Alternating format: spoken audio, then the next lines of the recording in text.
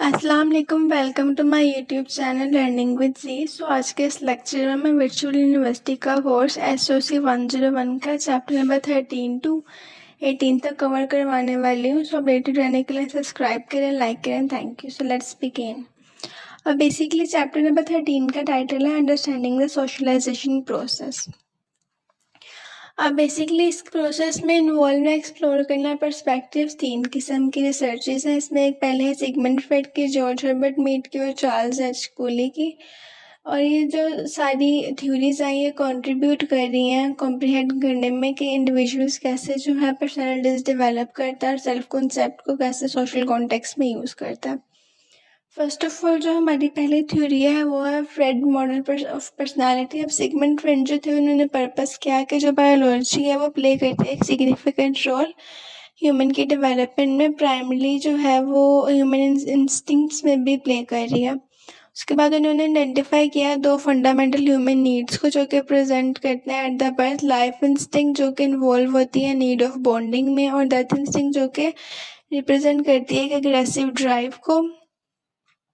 अब ये जो इंस्टिंक्ट्स हैं ये ऑपरेट करती हैं अनकॉन्शियस लेवल पे, और उसके अलावा ये क्रिएट करती हैं इनर टेंशन्स को। फ्रेड मॉडल ऑफ पर्सनालिटी जो है वो कंसिस्ट करता है 3 पार्ट्स पर, ID, ego and super ego. अब बेसिकली जो आईडी है वो आप कह सकते हैं एक प्रिमिटिव पार्ट है माइंड का जो कि फंक्शन करता है रैशनली और इमोशनली रियलम्स पे। उसके अलावा ये इमीडिएट सेटिस्फैक्शंस हैं जो कि बेसिक नीड्स और डिज़ायर्स पर बेसिकली जो बेस करती है। उसके अलावा इसका जो फॉलोइंग प्रिंसिपल्स है वो है player principles.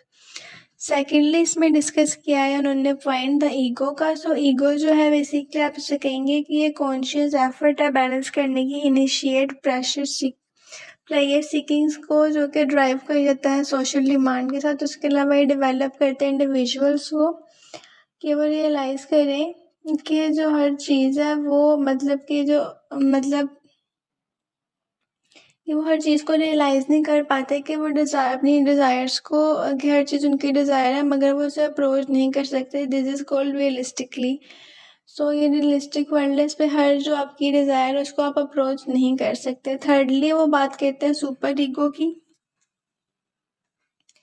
So super ego is something like आप कह लें कि सुपर ईगो का जो पॉइंट है उसको आप कह सकते हैं कि रिप्रेजेंट करता है हमारा इंटरनलाइजेशन ऑफ कल्चरल वैल्यूज़ को और नॉर्म्स को। मतलब कि जो हमारी इंटरनलाइजेशन है कल्चरल वैल्यूज़ को उनको रिप्रेजेंट करता है। उसके अलावा ये सर्व करता है एज एन इंडिविजुअल कॉन्साइंस के तौर पर गाइड करता है बिहेवियर को अकॉर्डिंग टू हमारे जो मतलब ये सोसाइटल रूल्स के अकॉर्डिंग हमारे बिहेवियर्स को गाइड करता है। सुपर ईगो जनरेट करता है फीलिंग्स को जैसे कि गिल्ट है, प्राइड है, या फिर आपके डिपेंड कर सकती है आपके कल्चर नॉर्म्स के अकॉर्डिंग। फर्दर फ्रेड जो एम्फेसाइज करे कि जो सोशलाइजेशन है वो क्रूशियल रिस्टेनिंग बायोलॉजिकल ड्राइव है और ट्रांसमिट करता है सोसाइटल नॉर्म्स और वैल्यूज़ को इंडिविजुअल्स में। उसके अलावा ये अनरिजोल्व कॉन्फ्लिक्ट है ड्यूरिंग चाइल्डहुड जो कि पर्सनैलिटी डिसऑर्डर्स को लीड करता है लेटर इन लाइफ। सेकेंडली इसमें हम डिस्कस कर रहे हैं जॉर्ज हर्बर्ट मीड की जो है theory the self made the social self. अब बेसिकली इसमें वो डिस्कस ये कर रहे हैं इस थ्योरी में कि जो जॉर्ज हर्बर्ट उन्होंने इंट्रोड्यूस करवाई थी ये थ्योरी सोशल बिहेवियरिज्म की एक्सप्लेन करने के लिए कि सोशल एक्सपीरियंसेस किस तरीके से इंडिविजुअल की पर्सनालिटी को शेप करते हैं। इसमें मीड ने जो था इसका सेंट्रल कॉन्सेप्ट था सेल्फ, जो कि सेल्फ कॉम्प्रोमाइज अवेयरनेस और सेल्फ इमेज के बारे में था।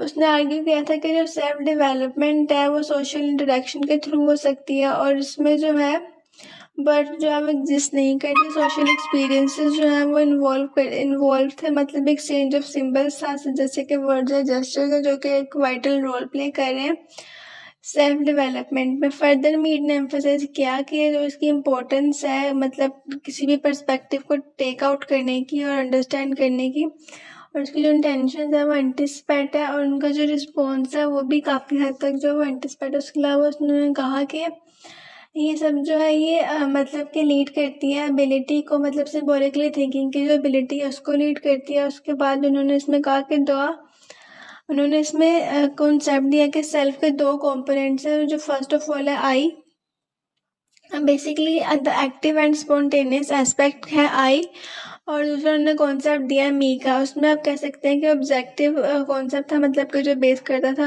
अदर लोगों के पर्सपेक्टिव्स पे। सो अब इसमें उन्होंने आई एंड मी का भी एक कॉन्सेप्ट दिया।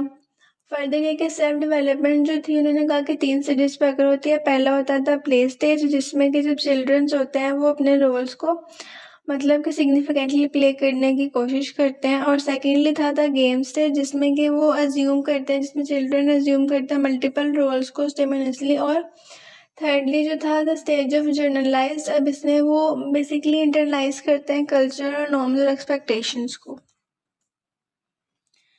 अब फर्दर जो है अगला हमारी जो थ्योरी है वो है C H Cooley the self glass looking theory. So basically इस थ्योरी में पर्पस ये कर रहे हैं कि जो कूली उन्होंने इंट्रोड्यूस करवाया था लुकिंग ग्लास सेल्फ की थ्योरी को एक्सप्लेन करने के लिए, कि जो हमारी सेंसेस हैं वो किस तरीके से सेल्फ डेवलप करती हैं through the interaction with others. और इस कंसेप्ट के अकॉर्डिंग मतलब ये था कि जो हम इमेजिन करते हैं वो लोग हमें वैसे लगते हैं, मतलब कि जैसा हम किसी को इमेजिन करेंगे, परसीव करेंगे, हमें वो इंसान वैसा लगेगा। हम उसे इंटरप्रेट करते हैं उसके रिएक्शंस के थ्रू। उसके अलावा हम डेवलप करते हैं एक सेल्फ कॉन्सेप्ट जो कि हमारी इंटरप्रिटेशंस पर बेस करता है। फर्दर उन्होंने ये बात की कि ये जो सेल्फ कॉन्सेप्ट है पॉजिटिव और नेगेटिव दोनों हो सकते हैं, बट ये इनका पॉजिटिव और नेगेटिवनेस जो है वो बेस करती है उनके परसीव रिएक्शंस पे। और उसके अलावा उन्होंने बात की कि जो प्रोसेस है ये सिर्फ एक्यूरेट एवोल्यूशंस पर डिपेंड नहीं करता, इंडिविजुअल कॉन्टिन्यूस पर डिपेंड नहीं करता, बल्कि ये बेसिकली जो है सेल्फ कॉन्सेप्ट मॉडिफाई होता रहता है, सोशल इंटरेक्शंस पर डिपेंड करता है। सेल्फ कॉन्सेप्ट जो है वो डेवलपमेंट है, बेसिकली जो उसका सेल्फ कॉन्सेप्ट की डेवलपमेंट है वो चाइल्डहुड में स्टार्ट हो जाती है, बट कंटिन्यूस और ओवरऑल चाइल्डहुड में तो स्टार्ट होती है, बट वो with the passage of time वो थ्रू आउट द लाइफ भी चलती रहती है, आपके सेल्फ कॉन्सेप्ट डेवलपमेंट का जो प्रोसेस है वो। उसके अलावा हम कहते हैं कि ये जो सेल्फ है उसको मतलब उसकी आइडेंटिटी को वैल्यूएट करने के लिए भी ये प्रोसेस यूज़ किया जाता है या ये थ्योरी यूज़ की जाती है। चैप्टर नंबर 14 में बेसिकली डिस्कस कर रहे हैं एजेंट ऑफ सोशलाइजेशन को। बेसिकली एजेंट ऑफ सोशलाइजेशन जो है वो सोर्स है या आइडेंटिटीज़ है जो कि इन्फ्लुएंस करती हैं सोशलाइजेशन के प्रोसेस पे शेप करने में हमारे जो है सेल्फ कॉन्सेप्ट को। उसके अलावा इमोशंस को, एटीट्यूड्स और बिहेवियर्स को। ये जो एजेंट्स है बेसिकली या जो इंस्टीट्यूशन है ये प्ले करते हैं क्रूशियल रोल ट्रांसमिट करने में सोसाइटल नॉर्म्स को, वैल्यूज़ को, कल्चर एक्सपेक्टेशंस को। अब यहाँ पे जो इनके बेसिकली ये दिए गए हैं 5 पॉइंट जिनको डिस्कस कर लेते हैं इंस्टीट्यूशंस को। फर्स्ट ऑफ ऑल है फैमिली। अब जो फैमिली है वो एक मोस्ट सिग्निफिकेंट रोल प्ले करती है या इम्पैक्ट देती है सोशलाइजेशन में, specially during the early childhood. हम जो इन्फेंट्स हैं वो इंटायरली डिपेंड करते हैं अपनी फैमिली मेम्बर्स पे केयर के लिए। उसके अलावा फैमिली मेम्बर्स जो है वो एक क्रूशियल होते हैं उनके लिए सर्वाइवल के लिए। फर्दर ये कि जो फैमिली है उसे इंट्रोड्यूस करवाते हैं, मतलब इंट्रोड्यूस करवाते हैं चिल्ड्रंस को, मतलब जेंडर रोल्स के साथ, सोशल आइडेंटिटीज़ के साथ। उसके अलावा उन्हें हेल्प आउट करती हैं अंडरस्टैंड करने में कि वो कौन है, लाइक हु दे आर।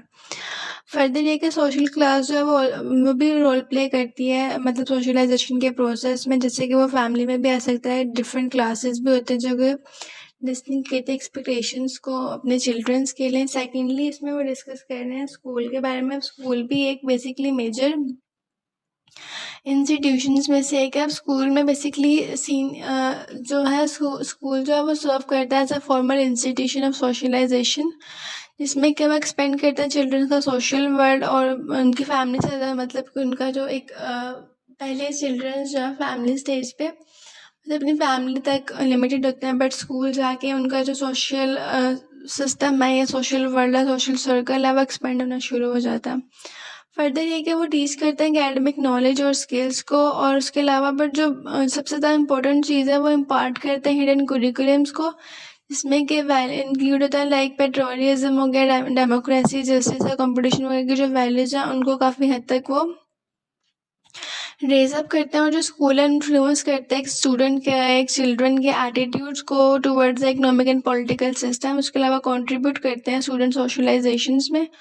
अब उसके बाद थर्डली हम लोग यहाँ पे डिस्कस कर रहे हैं पीर ग्रुप्स को। पीर ग्रुप्स बेसिकली आप कह सकते हैं कि जो आपके फ्रेंड्स हैं या मतलब कि जो आपके इंटरेस्ट सोशल पोजीशंस में जो लोग हैं या आपके जो एज मेट हैं उनके साथ जो आपकी डायरेक्शन को, अब जैसे कि अनलाइक फैमिली एंड स्कूल जो पीयर ग्रुप्स हैं वो भी एक लेवल ऑफ इंटरडिपेंडेंस है एडल्ट सुपरविजन में। अब पीयर्स जो है वो हेल्प करते हैं इंडिविजुअल्स को कि वो लर्न करें रिलेशनशिप्स के थ्रू, और प्रोवाइड करते हैं अपॉर्चुनिटीज़ डिस्कस करने की, इंटरेस्ट को, मतलब कि नोट शेयर विद जो कि अडल्ट के साथ शेयर नहीं कर सकते, वो अपने हम एज मेट्स या फ्रेंड्स के साथ अब शेयर कर सकते हैं। फर्दर ये कि ये एडोलेसेंस के पीरियड में होता है, पीयर ग्रुप्स जो है वो पर्टिकुलरली इन्फ्लुएंशियल होता है जब यंग लोग जो है वो मतलब कि बिगेन करते हैं ब्रेक अवे करना अपनी फैमिलीज के साथ, आइडेंटिफाई करते हैं अपने पीयर्स को। मतलब कि जब आपकी फैमिली इंटरेक्शन ज़रा एक एज में अगर ज़रा कम हो जाते हैं तो उस टाइम पे जो आपके फ्रेंड्स हैं, जो आपके पीयर ग्रुप्स में लोग ऐड होते हैं, वो काफ़ी हद तक आपको सोशलाइज करने में हेल्प आउट करते हैं।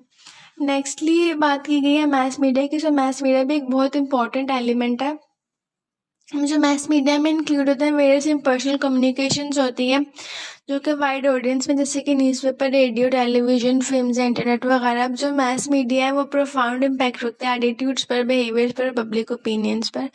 टेलीविजन को इन पर्टिकुलर देख लें तो सिग्निफिकेंट रोल प्ले करता है प्रोजेक्ट करने में सोसाइटल नॉर्म्स को, वैल्यूज़ को, जेंडर परसेप्शंस को, और उसके अलावा वो पोर्ट्रे करता है कैरेक्टर्स और एडवर्टाइजमेंट्स को, उनकी परसेप्शंस को। फर्दर ये कि जो मैस मीडिया है वो इन्फ्लुएंस करता है कंज्यूमर बिहेवियर्स को, सोसाइटल व्यूज़ को, जो कि वेरियस इश्यूज़ के साथ अटैच्ड है। लास्टली मैंने डिस्कस किया है रिलीजन। सो रिलीजन जो एक सिग्निफिकेंट रोल प्ले कर रहा है as an agent of socialization, जिसमें कि जो काफ़ी इंडिविजुअल्स और कम्युनिटीज़ हैं जो कि एक रोल प्ले कर रहे हैं। उसके अलावा ये एक वाइटल रोल प्ले कर रहा है शेप करने में, मोरालिटी को गाइड करने में लोगों को, मतलब कि राइट और रॉन्ग का जो आइडियाज़ हैं वो देने में। उसके अलावा इसकी पार्टिसिपेशन जो है रिलीजियस सेरेमनीज़ की, वो सिर्फ इंस्टिल नहीं करती बिलीव्स को आफ्टर लाइफ के बारे में, वो ऑल्सो इन्फ्लुएंस करती है आपकी क्लोथिंग को, इवन आपके कॉन्सेप्ट ऑफ प्योरिटी को। उसके अलावा जो आपके अप्रोप्रिएट मैनर्स हैं फॉर अ फॉर्मल ओकेजन, मतलब कि एक फॉर्मल ओकेजन में जो आपके अप्रोप्रिएट मैनर्स हैं उनको भी वो काफ़ी हद तक शेप करता है। मतलब ये जो पांचों एजेंट्स हैं इनके बिना सोशलाइजेशन का कॉन्सेप्ट है, सोशलाइजेशन करना इम्पॉसिबल है। चैप्टर नंबर 15 को डिस्कस कर लें तो socialization and the life course है। बेसिकली इसमें कॉन्सेप्ट दिया गया है कि लाइफ कोर्स का जो कॉन्सेप्ट है वो सोशोलॉजिकल फ्रेमवर्क में कैसा है। अब वो एग्जामाइन करता है कि इंडिविजुअल्स किस तरीके से गो थ्रू करते हैं वेरियस लाइफ के स्टेजेस में, और किस तरीके से अपने सोशल और बायोलॉजिकल चेंजेस को मार्क करते हैं, और जो सोसाइटी सोशलाइज कॉन्सेप्ट है उसे किस तरीके से वो ऐड कर रहे हैं। उसके अलावा जो लाइफ कोर्स है वो डिवाइड करते हैं 4 पार्ट्स में। चाइल्डहुड है, एडोलेंस है, एडल्टहुड है और एज है। फर्स्ट ऑफ ऑल चाइल्डहुड है, तो इसको अगर डिस्कस करें तो बेसिकली जो चाइल्डहुड है वो टिपिकली जो उसका स्पैन टाइम है वो 12 ईयर ऑफ लाइफ है, जो कि चिल्ड्रन लर्न करते हैं और इंगेज करते हैं अपने केयर फ्री प्ले में। उसके अलावा चाइल्डहुड का जो इन्फ्लुएंस है वो कल्चर हिस्टोरिकल फैक्टर्स पर होता है। उसके अलावा ये यूनिवर्सल कॉन्सेप्ट नहीं है, ये वेरीज करता है रिगार्डिंग देयर सोसाइटीज, मतलब कि जिस किस्म की सोसाइटी है उसके अकॉर्डिंग जो चाइल्डहुड का एक्सपीरियंस है वो वेरी करता रहेगा उसका कॉन्सेप्ट भी। अब कुछ सोसाइटी में चिल्ड्रंस को मतलब कि एक्सपेक्टेड तौर पर सिखाया जाता है कि वो अडल्ट होकर रिस्पॉन्सिबिलिटीज़ लेंगे या अर्ली एजेस में। उसके अलावा चाइल्डहुड जो है वो अंडरस्टैंड किया जाता है कॉन्सेप्ट जो कि एग्जिस्ट नहीं करता। उसके अलावा सोशल क्लास में एक सिग्निफिकेंट रोल प्ले करा है शेप करने में चाइल्डहुड, जो मतलब कि चाइल्डहुड जो है उसको शेप करने में सोशल क्लास एक सिग्निफिकेंट रोल प्ले कर रही है। और उसके अलावा जो चिल्ड्रन है जो सोशियो इकोनॉमिक लोअर क्लास से बिलोंग करते हैं वो एज्यूम करते हैं अडल्ट रिस्पॉन्सिबिलिटीज़ को यंगर एज पे, और इसकी वजह से जो उनकी इकोनॉमिक, क्योंकि उनके जो इकोनॉमिक नेसेसिटीज़ हैं वो उन्हें अर्ली एज में अपनी रिस्पॉन्सिबिलिटीज़ को टेक ओवर करने की मतलब कि मजबूरी बन जाती है, ये उन्हें ही करना ही पड़ता है। सेकेंडली बात की गई है एडोलेसेंस की। सो एडोलेसेंस का जो स्टेज है वो इमर्ज होता है इंडस्ट्रियलाइजेशन के साथ, और उसके अलावा इसे कैरेक्टराइज किया जाता है इमोशनल और सोशल टर्मोइल के साथ। और जो एडोलेसेंस का प्रोसेस है बेसिकली उसमें इंडिविजुअल ट्राई करते हैं कि वो इस्टेब्लिश कर सके अपनी ओन आइडेंटिटीज़ को, जो कि चाइल्डहुड और एडल्टहुड में दोनों डिफरेंट हो। उसके अलावा एडोलेसेंस जो है वो ऑफन डेवलप करता है सब कल्चर्स को, और वो नेविगेट करता है कि चैलेंजेस जो थे उसके ट्रांजिशनल पीरियड में वो किस किस्म के नेविगेट होंगे। और उसके अलावा जो कॉन्सेप्ट है एडोलेसेंस का सोशल कंस्ट्रक्शन में उसको करेक्टराइज कर रहा है इन्फ्लुएंस करके कंटेम्प्रेरी इंडस्ट्रियल सोसाइटी के साथ। फर्दर बात की गई है अडल्टहुड की। सो जो अडल्टहुड है वो बिगेन होता है बेसिकली लेट टीन्स में और अर्ली थर्टीज़ में, मतलब कि जो हमारी 13 से ऑनवर्ड एज है 30s तक, उसमें ये जो हमारा अडल्टहुड का पीरियड आता है। अब ये डिपेंड करता है हमारे कल्चरल और सोशल फैक्टर्स पर। उसके अलावा जो अर्ली अडल्टहुड है उसमें इन्वॉल्व होता है हमारा कैरियर, रेजिंग फैमिली और मैनेजिंग वेरियस रिस्पॉन्सिबिलिटीज़।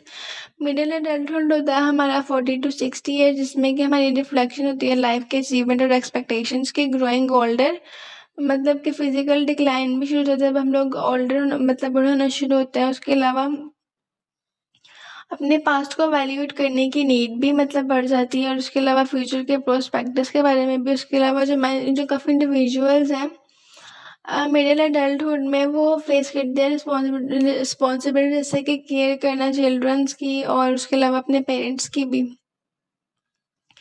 फर्दर यहाँ पे बात की गई है ओल्ड एज की। So old age in sense की ओल्ड एज होती है वो टिपिकली अराउंड होती है मिड 60s में, और वो करेक्टराइज की जाती है वेरियस सोसाइटल और मीनिंग्स और रोल्स के साथ। इसकी जो परसेप्शन है ओल्ड एज की वो वेरीज करती है क्रॉस सोसाइटीज़, मतलब कि कुछ कल्चर्स में जो ओल्डर इंडिविजुअल्स हैं उनको हाई रिस्पेक्ट दी जाती है, ओल्ड एज सिग्निफिकेंट किया जाता है सोशल रोल्स में। उसके अलावा जो है उन्हें मार्जिनलाइज किया जाता है, और इंडस्ट्रियल सोसाइटीज़ में जो ओल्ड एज होती है वो एसोसिएट होती है अबोलेसेंस और रिड्यूस सोसाइटल इंपॉर्टेंस के साथ। मतलब कि इंडस्ट्रियल सोसाइटीज़ जो है वहाँ पे बेसिकली जब लोग बूढ़े हो जाते हैं तो उनको मतलब इतनी इंपॉर्टेंस नहीं दी जाती, उनकी जो इंपॉर्टेंस होती है सोसाइटल इंपॉर्टेंस वो रिड्यूस हो जाती है।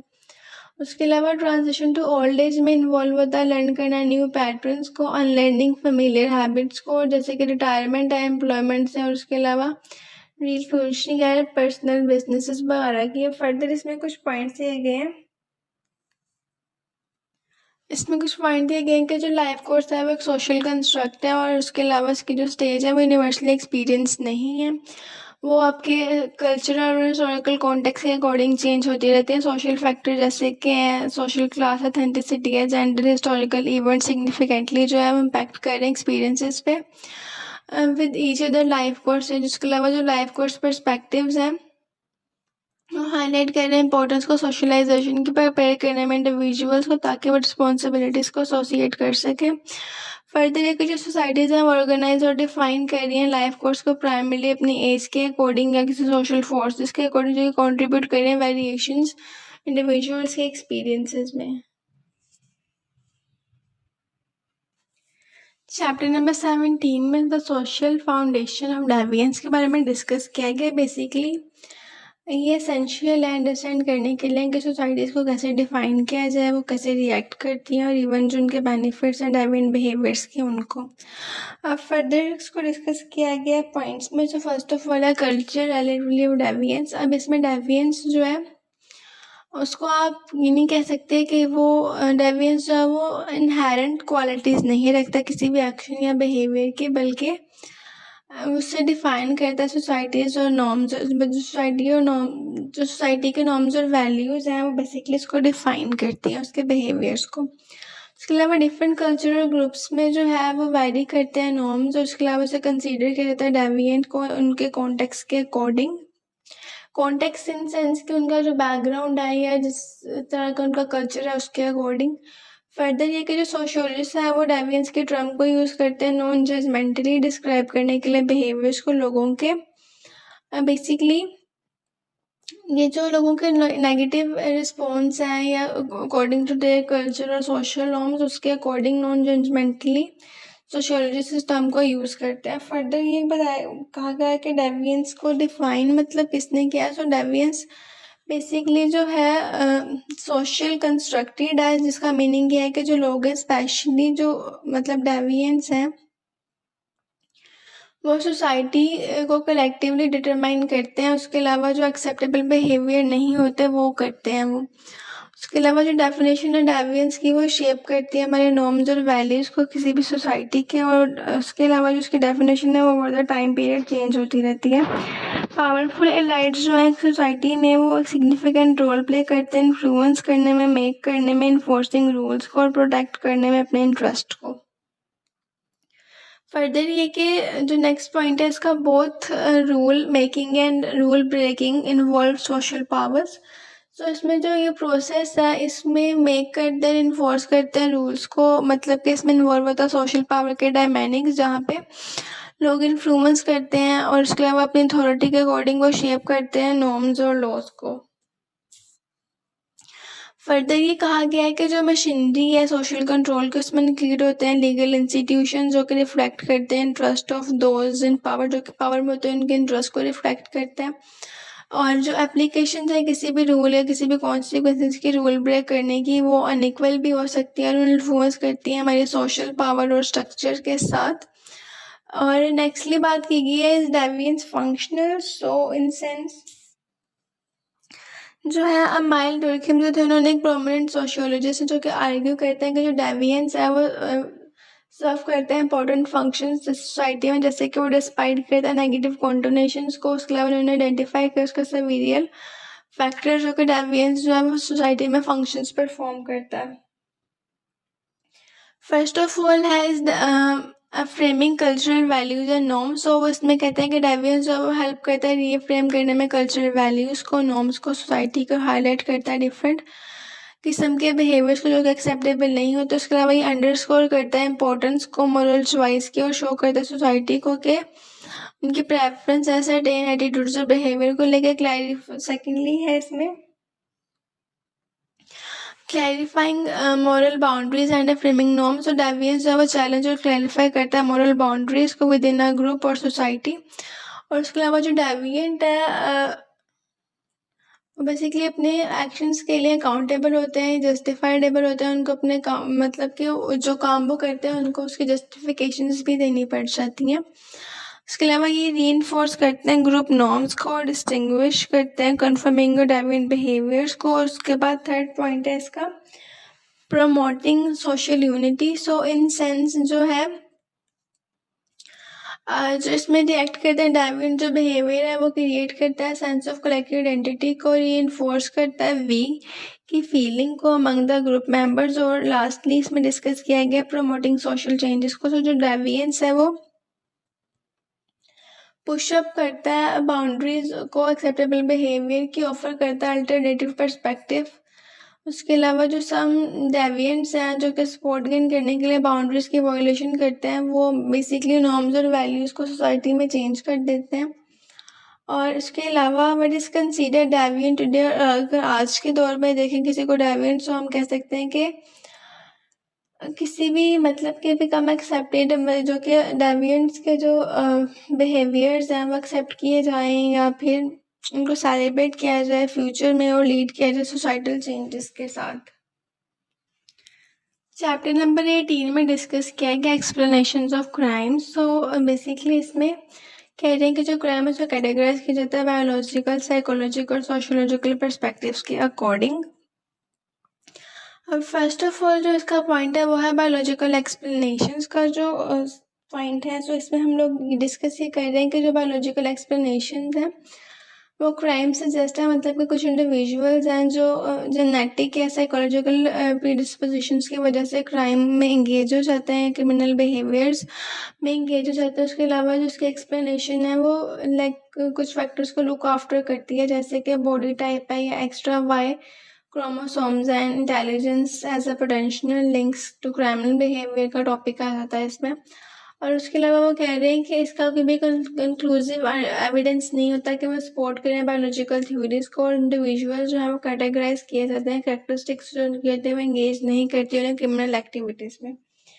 फर्दर जो सेकंड पॉइंट है वो साइकोलॉजिकल एक्सप्लेनेशंस का है। जो साइकोलॉजिकल एक्सप्लेनेशन इन टर्म्स आप कह लें कि जो साइकोलॉजिकल एक्सप्लेनेशंस है किसी भी क्राइम की वो फोकस करते हैं इंडिविजुअल्स की पर्सनालिटीज़ पर, जिसमें कि वो इंक्लूड करते हैं पर्सनालिटी डिसऑर्डर्स को, पोटेंशियल कॉजेज होते हैं क्रिमिनल बिहेवियर्स के, और सम थ्योरीज होते हैं जो कि सजेस्ट करती हैं पर्सनालिटीज़ को डिस्टर्बेंस में या साइकोपैथी में कि वो ड्राइव करें मतलब डेविएंसेस को। और उसके अलावा जो पर्सनालिटीज़ के पैटर्न्स हैं वो लाइक कनेक्शंस होते हैं किसी भी डेविएंस के साथ, और वो सफिशिएंट एक्सप्लेनेशन नहीं होती किसी भी क्रिमिनल बिहेवियर की।